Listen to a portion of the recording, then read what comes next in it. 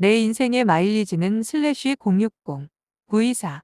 마일리지 제도는 81년 아메리칸 항공, 아메리칸 에어라인 이승객에게 탑승 거리를 적립하여 보너스로 제공한 것에서 비롯된 것입니다. 우수 고객에 대한 마케팅 정책의 한 일환으로 시작된 것이라 할 수 있습니다. 이런 우수 고객에 대한 마일리지 제공은 비록 마일리지라는 용어를 사용하지 않더라도 다양한 형태로 시행되고 있습니다. 치킨점, 피자점, 미용실 등에서 쿠폰을 10장 모아서 오면 한 번은 공짜로 서비스해주는 쿠폰제를 비롯하여 최근 인터넷상의 수많은 쇼핑몰에서 운영하는 포인트 적립이라든지 오프라인의 다양한 매장과 전략적 제휴를 맺고 이러한 제휴 가맹점에서 구매한 고객에서 포인트를 부여하고 이 포인트로 다시 해당 가맹점으로부터 물품을 구매 또는 서비스를 받게 하는 등 업종에 따라 형태만 다를 뿐 대부분의 업체가 시행하고 있습니다. 오프라인상의 가장 성공적인 마일리지 제도는 SK그룹의 캐시백이 아닌가 생각됩니다만 이러한 제도는 주유소, 백화점, 신용카드사, 이동통신회사, 홈쇼핑업체, 할인점, 프랜차이즈 업체 등 전 업종에 걸쳐 운영되고 있으며 심지어는 오프라인에서 포인트 적립금을 활용한 이벤트 전문회사 또는 서로 상이한 포인트를 서로 필요한 고객과 교환하게 해주는 중개사이트 회사 등이 우후죽순처럼 생겨나면서 새로운 비즈니스 영역을 만들어 가고 있습니다. 그러면 과연 우리 인생살이에도 이러한 마일리지가 있을까요? 있다면 그것이 무엇이며 또한 나의 마일리지 포인트는 어느 정도 될까요? 여러분도 함께 생각해 보시죠. 제가 생각하는 인생의 마일리지는 다음과 같습니다. 첫째는 자신이 살아오면서 쌓아온 신용이 아닌가 생각합니다. 이 신용은 금융상의 신용 외에도 인간관계에서의 신용을 포함하는 포괄적인 개념입니다. 한 인간에 대한 신용은 어느 한순간에 쌓이는 것이 아니라 생활하면서 경제적, 사회적 관계 속에서 장기적으로 이루어지는 것입니다. 그러나 이러한 신용은 쌓기는 어려워도 잃기는 아주 쉬운 속성을 지니고 있습니다. 특히 사업을 하시는 분은 신용이 얼마나 무서운지 뼈저리게 느끼실 것입니다.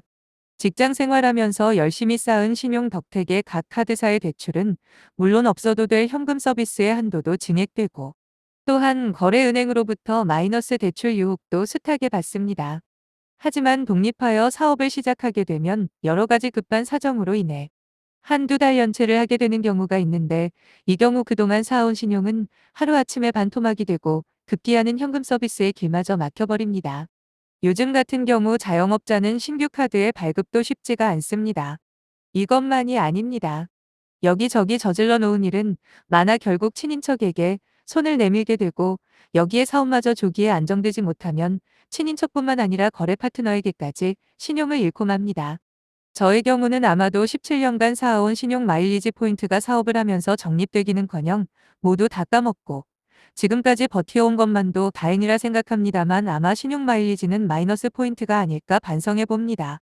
둘째는 열심히 일한 당신의 경륜과 경험이 아닐까 생각합니다. 요즘 직장에서는 수시 채용이 일반화되면서 인재의 외부 영입이 아주 많아졌습니다. 최근 노무현 정부에서도 파격적인 인사가 많이 이루어지고 있습니다. 코드 인사인지는 모르겠지만 하지만 대기업에서는 연공 서열 위주의 인사가 깨진 지는 이미 여러 해가 되었습니다. 과거에는 한 분야에서 또는 여러 분야를 두루 섭렵한 오랜 경험과 경륜이 있는 사람을 중용하였습니다. 그래서 오랜 기간 쌓아온 경험과 경륜은 그 사람의 인생 마일리지라는 점을 부인하기 어렵습니다. 하지만 요즘 어떻습니까? 과거 신입사원 시절 산더미 같은 전산용지를 받아 두산으로 더하기 빼기 하며 날밤을 새워 경륜을 쌓았는데 지금 이를 경륜이라 인정하시겠습니까? 과거 자기계발을 위해 이른 새벽에 영어회화 학원이 다니면 상사로부터 칭찬받았는데 정말 칭찬받을 일이라고 요즘 사람들이 인정하겠습니까? 과거 정보 수집한다며 열심히 현장을 누비며 이런저런 사람 만나고 코피가 터지도록 몇 날을 밤새워 보고서 만들고 나면 근무 시간 중에 사우나 갔다 와도 고생했다고 묵인해 주었는데 요즘 젊은이들 하루 이틀 일거리 아닌가요? 직장 생활을 하게 되면 수많은 사람을 만나게 되는데 직급이 올라가면 또한 그 격에 맞는 새로운 사람을 만나고 세월이 흘러가면 자신만의 든든한 인맥을 형성하게 됩니다. 그리고 그것이 자신의 전유물이냐 하며 부하 직원보다도 더 많은 고급 정보를 독점하면서 자신의 권위를 유지하는 수단으로 활용해 왔습니다.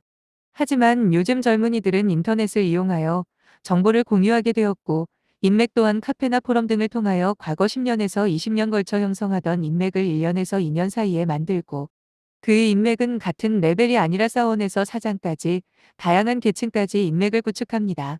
결코 그 속도를 따라잡을 수가 없습니다. 몇 해 전만 해도 대기업에 오랫동안 근무하였고 그동안 만난 사람도 많고 이것저것 많이도 해보아서 인맥이나 사업에 대한 안목, 경험 면에서 분명 마일리지가 있다고 생각하고 있었고, 그래서 사업 파트너의 이러한 경험과 경륜을 큰 자산처럼 과시했지만 최근 젊은 사람들과 만나면서 이러한 저의 경험과 경륜은 더 이상 인생의 마일리지가 아니란 사실을 깨닫게 되었습니다. 설사 마일리지라 하더라도 일부러 내세울 것은 못 된다는 점은 분명한 듯합니다. 셋째는 부동산이 되지 않을까요? 직장인이라면 봉급받아 생활하면서 크게 저축하기도 어렵지만 직장 생활 10년 차 전후로 회사와 은행권 대출을 받아 겨우 아파트를 구입합니다. 그래서 그 아파트가 운 좋게 가격이 상승하면 든든한 재산이 되고, 재테크에 좀 더 관심이 있는 분이라면 이를 팔아 새롭게 분양을 받거나 재개발 아파트를 사서 재산을 증식하는 것이 일반적인 직장인의 모습이 아닐까 생각합니다. 그래서 직장 생활 20년 한 후 남는 것이라곤 자식 키워 대학 보낸 것과 가지고 있는 한두 채의 집, 그리고 퇴직금 정도가 노후 생활을 담보하는 전 재산이 아닐까 생각합니다. 물론 예외적으로 벤처 투자나 초고속 승진에 따른 보상, 스톡 옵션 등으로 보통의 직장인보다 훨씬 많은 부를 축적한 사람도 있겠지만 일부 소수의 이야기일 뿐입니다. 그럼 저의 부동산 마일리지는? 아쉽게도 마이너스 마일리지입니다. 정확한 연도는 모르겠으나 일산이나 산본 지역 1차 분양 시 1순위로 신청하였으나 떨어졌는데, 이후 바로 법이 바뀌면서 4년 후에나 분양 신청이 가능하다기에 그만 연립주택을 당시 돈으로 1억 2천에 구입했습니다. 구입 후 20년이 지난 지금의 시세는 8에서 9천만 원에 불과합니다. 재테크에 조금만 관심이 있었다면 몇 년 살다 팔고 작은 아파트라도 샀더라면 지금같이 마이너스 마일리지는 되지 않았을 것입니다. 그러나 과거에는 끝도 없이 오르기만 하는 땅값과 아파트 값이 사고 팔면 돈이 되는 시절이었기에 기존 세대들에게는 부동산이 인생의 마일리지가 될 수 있겠지만, 요즘 같은 부동산 정책하에서는 과연 부동산이 중년 이후의 인생 마일리지가 될 수 있을런지 젊은 세대들의 짐은 더욱 무거워만 보입니다. 아예 해외로 눈을 돌리지 않을까 오히려 걱정이 되네요. 마지막으로 자식 농사가 아닌가 생각합니다. 20대 후반 또는 30대 초반에 결혼하여 먹고 살면서 겨우 집 하나 장만하면 그럭저럭 평균치는 한 것으로 보이고, 낳은 자식 키우면서 느끼는 보람이 50대 인생 마일리지가 아닐까 생각합니다.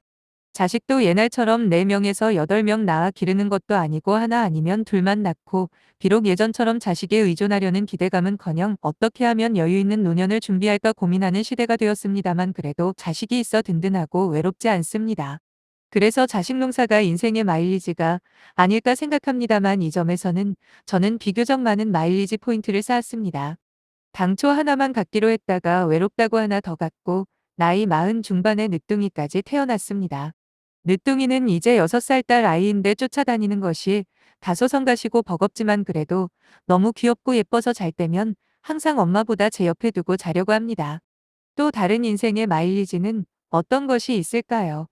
그리고 있다면 그 마일리지가 지금도 유용하고 효용 가치가 있는 것일까요? 독자 여러분의 많은 고견을 기다립니다.